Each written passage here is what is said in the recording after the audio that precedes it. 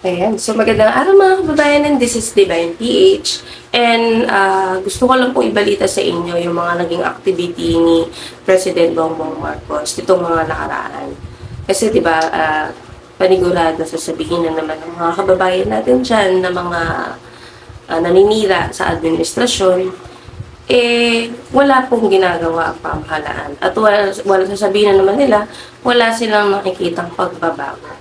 Hindi ko alam kung sa sobrang katamaran nila mag-research or manood ng balita, kaya nila nasasabi yan. Kasi ako, bago ako maging, or sabihin na natin, bago ako nag-vlog kay President Bongbong Marcos, is mahilig din talaga ako manood ng balita, mahilig din talaga ako mag-research bago ako magsalita. Kasi po, ang pangit naman kung magkokomento ka sa isang bagay na hindi mo alam yung buong detalye, 'di ba?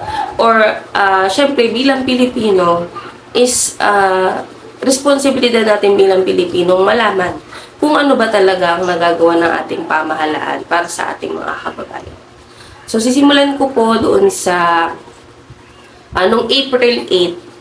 So, nung April 8 po, namahagi na naman po si President Bongbong Marcos kasama ang Department of Agriculture ng Certificate of Land Ownership at po ng Electronic Land Title sa probinsya po ito ng Negros Occidental. So, bali, 4,724 distributed na titulo po sa 2,797 agrarian reform beneficiaries sa Negros Occidental nga po ang na-awardan po ng titulo na ito. Siyempre po, hindi lang yon. Namahagi din po si President Bongbong Marcos at ang Department of Agriculture ng support services na worth 69.17 million po, no? Para po yan sa 1,830 na beneficiaryo. So, ano-ano po ito?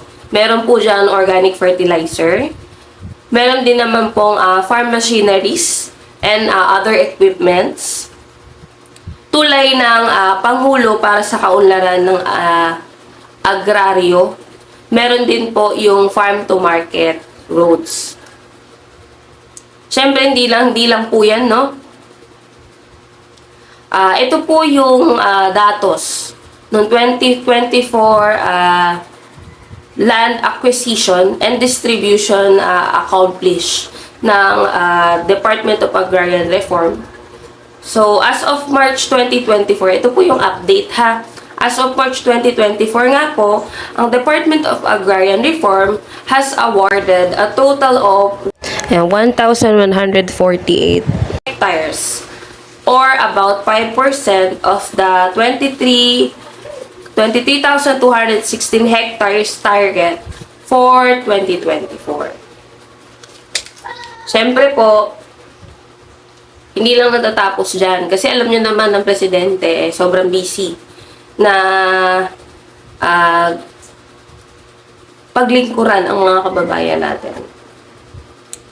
So, kahapon po, habang nagugunita tayo ng 82, pang 82 na po, no, na araw ng kagitingan. Anibersaryo po ito, no. Nagtungo po si President Bongbong Marcos sa Veterans Memorial Medical Center. Alam ko dito yun sa may North Ave. Kasi dati nung nagtatrabaho pa ako sa SM, nadadaanan ko siya. So, yan, alam ko sa North Ave to, no. Po si President Bongbong Marcos, bahagi po siya, or nagbigay po siya ng 150 million check assistant para po ito doon sa MRI or magnetic resonance imaging machine para po ito sa mga pasyente, no, na veterano, sa mga retired na sundalo natin at sa mga dependent nila. Ito po ay taliwas dun sa pinapakalat ng mga, sabihin na natin, mga kritiko ni President Bongbong Marcos na naninira sa kanya. Kasi ang sabi po ng iba, pinabayaan na daw po ni President Bongbong Marcos ang ating mga kasundaluhan.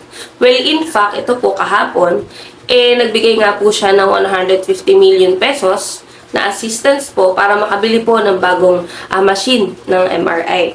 Para din po yan sa mga kasundaluhan natin, di ba? And syempre, hindi lang po dyan natatapos ang trabaho ng presidente natin. Sabi nga ng iba, puro ano lang daw, wala daw ginawa. Ito po ang patunay, no, na may ginagawa po ang Pangulo natin. Sa isang araw, hindi lang isa, hindi lang dalawa, marami po siyang tinatrabaho. Kaya, paano nyo nasasabing wala siyang ginagawa?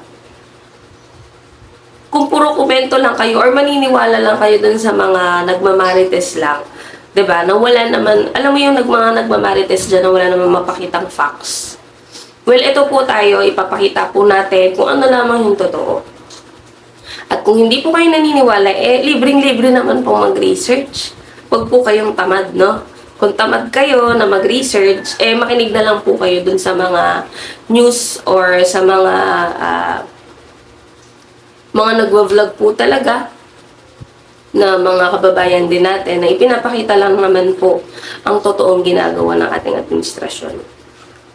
So, ito po, kahapon din, nag-turnover naman po ng pabahay. Dito po yan sa may Balanga City, Bataan.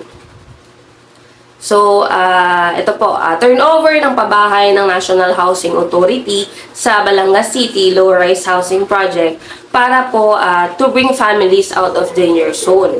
Siyempre, pag sinabing danger zone, yan po yung mga kababayan nating nakatira kung hindi malapit sa ilog. Yan. Kasi syempre, na-experience ko, dito lang nung nag-charity po kami last year po ata yun. Yan, may mga nakikita akong kababayan natin nakatira sa ilalim ng tulay, nakatira sa ilog. Yan, syempre delikado po yan. Lalo na kung may mga calamities na syempre hindi naman natin inaasahan ng mangyayari, di ba? So, napakadelikado po yan para sa mga kababayan natin. Lalo na, syempre, may mga chikiting pa, di ba? Pag maglalaro sila, hindi natin masasabi, di ba? Mga bata, makukulit. Hindi naman na pag sinabihan mo ng isang beses makikinig agad kasi bata yan, diba? So, ito pong pabahay na to is yun nga po para maalis na po yung mga kababayan natin na nasa danger zone. Bali, 216 po na families ang nakatira sa may gilid po ito ng Talisay River. Which is, delikado po talaga ang area na to. Kaya po kahapon, ayan, inawardan na po sila. Yung 260 na pamilya po, inawardan na po sila ng yung mga beneficiaryo po, no, ng pabahay. Yung 216 families. Ayan na po, makikita nyo po dyan yung itsura ng pabahay na ipinagkaloob po ng pamahalaan para sa kanila. So, ayan, sa mga nagsasabi po, no, na walang ginagawa ang ating administrasyon o ang ating Presidente Bongbong Marcos. Ito po mga ito, patunay lamang po, no, na sobrang pagsisikap po ng ginagawa ng ating Pangulo para po matugunan yung mga pangangailangan ng ating mga kababayan. Hindi lang naman po kasi sa isang sektor dapat nakapokus ang pamahalaan. Pero syempre, makikita nyo naman na ang isa sa pina-priority talaga ni President Bongbong Marcos ay ang food security ng ating bansa, which is the Department of Agriculture. And syempre po, aside from that, marami pa pong mga ahensya na pinopokusan din si President Bongbong Marcos. Syempre, para po yan sa ating mga kababayan din. Sa ano po yan, benepisyo rin ng ating mga kababayan. So, ilan lang po yan sa mga activity na ginawa ngayon ni kahapon po, naman nagdaang araw, ni President Bongbong Marcos. At sa mga nagsasabi po na wala siyang ginagawa or hindi nila nakikita na may pagbabago, libre naman po mag-research. Kung ayaw niyo po manood sa mga ibinabalita namin, sa mga ibinablog namin, libreng-libre po ang internet kaysa po nagpi-Facebook lang kayo, nakikisaw-saw lang po kayo sa mga issue na hindi nyo naman talaga alam or hindi nyo napag-aralan. Ituon nyo na lang po yung oras nyo sa pagre-research sa mga nagagawa po ng administrasyon at sa mga nagagawa po ng ating President Bongbong Marcos. So, yun lamang po and maraming salamat po sa inyo lahat.